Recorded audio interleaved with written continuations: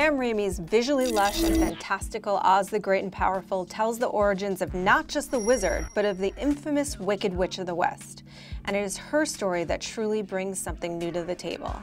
The film acts as a prequel to L. Frank Baum's original tale and the movie that is most often associated with it. It follows the story of the selfish, womanizing, egomaniacal Oscar Diggs, played by James Franco, a small-town magician in a traveling circus who is swept into the mythical, magical land of Oz in a tornado, and guess who he comes upon there? 3 witches: Theodora, played by Mila Kunis, Evanora, by Rachel Weisz, and Glinda, Michelle Williams. There he is faced with the task of rescuing the citizens from a dark and sinister force. The film is broad in scope, and so are the performances overall. Franco, in particular, hands it up. But, in general, it works for what the movie's trying to achieve.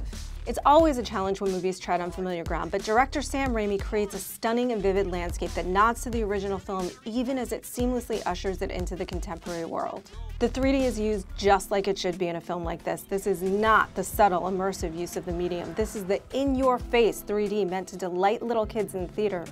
But guess what? You're gonna like it too. The CG is not perfect, but it's pretty good. And it effectively draws us into Oz and helps us to believe in the majesty. The landscapes are hyper-real, hyper-kinetic, but for the most part they should be. Oz's sidekick number 1, Finley the Flying Monkey, voiced by Zach Braff, is charming, but a bit hit and miss and occasionally slips into the less relatable and far more cartoony expression, both visually and in terms of his dialogue. But Oz's second companion, Little China Girl, nearly always works. This is perhaps not the instant classic. In fact, I'm going to go so far as to say this is not the instant classic that the original Oz was, but Raimi does create a film that works as a fable for little kids, which is one of the things that a Disney Oz movie should do.